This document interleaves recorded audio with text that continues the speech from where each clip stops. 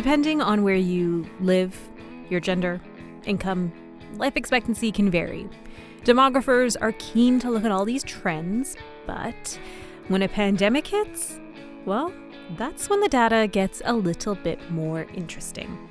On this episode of the Oxford Sparks Big Questions podcast, we're asking, how has life expectancy changed after the pandemic?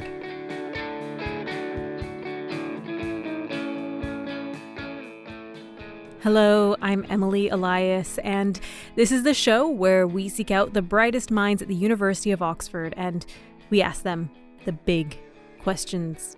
And for this one, we have found a researcher who loves to crunch the numbers surrounding life and death. My name is Jennifer Dowd, and I'm a professor of demography and population health at the University of Oxford. You're also looking at life expectancy, right? Yes, demographers like to count people in lots of different ways, but especially births and deaths and people moving. So calculating life expectancy and mortality is one of our favorite things, quite strangely. Just to make sure that we're on the same page, when you say life expectancy, what exactly are we talking about? I guess the first thing to say is, despite the name, it's not a prediction of the lifespan for any actual baby born today, even though we often say life expectancy at birth. It's really for a pretend newborn, if you want to think of it that way. And it's really meant to capture a snapshot of what's going on with mortality in the current year. And it's one of the best measures we have to do that. And we calculate it in kind of a strange way. Again, we take the mortality rates in the current year for every single age, and we pretend that there's a baby born this year that goes through their entire life with exactly those mortality rates at each age. So their chances of dying, when they're very young or small, but as they get older, they kind of accumulate. And then we say, what would be the average age of death of someone who went through their whole life with kind of the probabilities of death that we see in this single year? And that's how we come up with life expectancy in any given year. So it's really for this kind of pretend person that's running through kind of a simulation. So you can almost imagine going through a video game, but we've programmed what your chances of dying at each level are. And then we say, what would be the average time that a player would survive in this video game? So it's just like that. We call it a synthetic cohort. It's kind of putting people through this pretend lifespan where the mortality rates are exactly as they are in the current year and don't change whatsoever. And so life expectancy then is different in different countries because of different factors that they're living through, different levels that they have to contend with? Yeah, exactly. So there's, more hazards in different countries, and that's been true throughout history too. So the really good thing about life expectancy is it does help us summarize in one number the mortality conditions that we can compare then across countries and across time. So in countries or in historical periods where there was a lot more death at early ages, under 5 mortality used to be extremely high, infant mortality. That means a lot of people don't get through that very first level of the video game, and average life expectancy is much, much lower. And so that was true prior to the 1800s, probably for most of human history. Life expectancy hovered in the 30s to 40s and didn't change very much even for thousands of years. It definitely, went up and down a bit with famines and other shocks, but, mostly it was hovering in that range because there was tons of mortality amongst babies and very early in life. And then, some people who made it through childhood did live longer than 30 or 40. It's not that no one lived past 40. It's that it averaged out to about 30 or 40 because so many people died at very young ages. And that was also true, until recent decades and still in some parts of the world, especially the continent of Africa, that I think in 1950 still had a life expectancy in the 30s, while we had countries at the same time in the 1950s like Norway that had a life expectancy already of 72. So there were huge inequalities, even in 1950, that have converged a bit since then because we've seen great improvements in things like child and infant mortality around the world. Okay, so let's jump in our time machine then and go a bit forward to pre-pandemic. As a demographer, what were you seeing in terms of life expectancy in the UK and the US? If you take a long view for the last 200 years, the progress has just been remarkable. We can expect to live twice as long as our ancestors, which is really amazing when you think about it. But there had been some signs of trouble on the horizon, especially in the US in about the last 20 years, where life expectancy improvements had really slowed down and even gone a bit backwards in the US from 2014 to 2017. They saw declines, which is really unusual. In the last couple hundred years, we've seen this steady march of improvements of life expectancy, except for, the 1918 flu and the two world wars.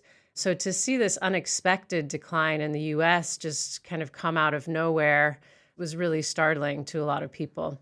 And the UK is doing better in absolute terms than the US, around 81 years compared to 79 or 78 in the US. But they also have started to see a stagnation and a slowdown in improvements since about 2011. And it's also been noticeable in the UK that they're falling behind on a relative basis compared to the European neighbors. So, there seems to be something going on, whether that's a mortality Brexit or the result of austerity measures since 2008. There's a lot of hypotheses, but we're kind of lacking firm evidence on exactly what's going on in the UK.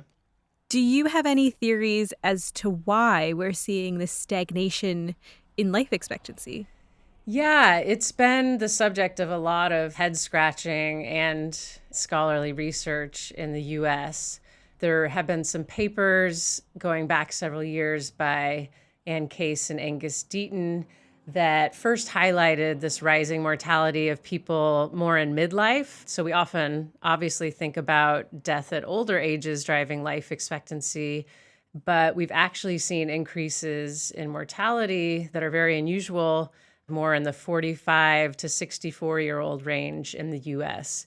And they attributed this to what they called deaths of despair due to a constellation of three different causes: alcohol-related deaths, drug overdose deaths, and suicide.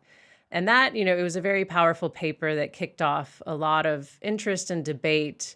And so I'd say it's not quite, as neat of a story that it's all driven by deaths of despair, or it's not true that all of these causes of death go together. It really does seem that the drug overdose epidemic is a very specific thing that's happened in the last 20 years in the US and maybe not as closely related to alcohol-related deaths and suicide. It's really just at staggering levels that you don't see in any other really high-income country, except Scotland, I'll say. Scotland is very small, and so you don't see it overall in the UK or England and Wales, but Scotland does also currently have quite a high level of drug overdose deaths. And I'll just say the other hypotheses about the US that kind of provide an additional explanation are that we've really seen a slowdown in improvements due to cardiovascular disease. And, we just for many, many decades, we saw cardiovascular disease deaths, which is one of the major causes of death, decline very rapidly. And part of that was due to lower rates of smoking, that take 40 years to play out. So when smoking rates decline, there's this lagged effect. So we had that. We had, new treatments for high cholesterol, high blood pressure, all sorts of other medical advancements. But that has slowed down a lot. And so the question is, have we reached the limit of the improvements that we can make from cardiovascular disease? Or are we starting to see countervailing effects from something like the obesity epidemic, which is particularly severe in the United States and has now been going on for many decades? What about the pandemic? I mean, obviously that data is very new and interesting in its own right, But what have we seen happen when you look at that period of time? Well, I'm glad you asked because, no, I'm very interested in studying the pandemic, and it has been quite shocking. I think I'm thinking a lot about it because it was just 3 years ago, kind of this week, that a lot of the pandemic stuff started unfolding. And I think one of the early questions was exactly how fatal is this new disease? Because a lot depended on that. If it really was just a bad flu, it probably wouldn't merit all of the lockdown measures and all the other extreme prevention that happened. And we really, didn't have a handle on that very early on. But after, studying the mortality impact of the pandemic for the last 2 to 3 years, I can safely say that it was nothing like the flu. Unfortunately, we saw very large drops in life expectancy across most of the countries that we were able to study, which, to be fair, was kind of about 30 higher income countries in Europe, also the US and Chile, because calculating life expectancy does require quite good mortality data that's broken down by age and sex in sort of a granular way. So not all countries have as good a data that's being released as quickly in the era of COVID. But for the countries we looked at, so that's most of Europe and the US, almost all countries lost some life expectancy in 2020 compared to 2019. Not surprising. The US was one of the hardest hit countries, losing almost 2 years of life expectancy in 2020, whereas the UK, it was closer to 1 year, about 11 months total. And then looking at 2021 was interesting because we know the vaccines rolled out in early 2021, so we might have thought that this would be a better year. But in fact, we also saw these new variants that were much more transmissible. So we actually had way more infections than we'd seen in 2020 around the world. So 2021 really was a mixed bag in that respect. And the US actually did worse in 2021 compared to 2020, which is saying a lot because 2020 was pretty bad. England and Wales actually bounced back a bit in 2021, gaining back a couple months of that life expectancy. And then there were a lot of countries, some of the Nordic countries, that got back to almost where they were in 2019. But we also were able to kind of forecast what would these countries' life expectancy have been in the absence of the pandemic if they just continued previous trends. And there was no country that achieved where we would expect their life expectancy to have been in 2021 without the pandemic. So pretty obvious that these were really big hits to life expectancy. And in fact, we compared these life expectancy drops to other historical periods. And for most European countries, we had not seen life expectancy drops of this magnitude since World War II, which is, quite shocking to me. We've had many bad flu seasons, in between, and it just looked nothing like COVID. COVID was very different. A bit of a downer, Jen, I'm not going to lie. Is there anything in what you've been looking at that is a reason to be cheerful and optimistic about the future? Let's try end this on an up note. I should say I'm definitely an optimist overall, so I can give you some good news, I think. I think one optimistic thing about life expectancy is that we've consistently been dead wrong when we guess that there's a limit to life expectancy. And this has been an interesting phenomenon that demographers have watched for decades now. There's often actual official bodies like the UN that make some kind of prediction that this is the maximum life expectancy that a country could reach. And we continue to break that left and right. So we have not slowed down in what life expectancies seem to be possible.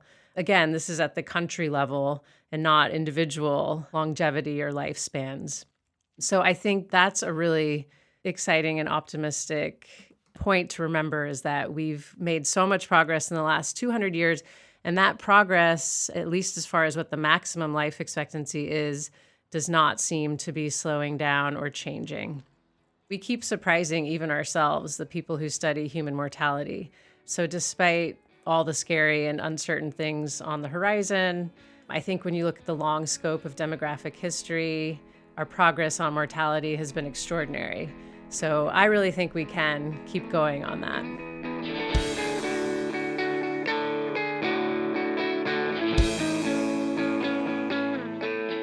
This podcast was brought to you by Oxford Sparks from the University of Oxford, with music by John Lyons and a special thanks to Jennifer Dowd. Tell us what you think about this podcast. You can find us on social media. We are at Oxford Sparks. We have a website, oxfordsparks.ox.ac.uk. And if you've got a big question, we'd love to get you a big answer. Get in touch. I'm Emily Elias. Bye for now.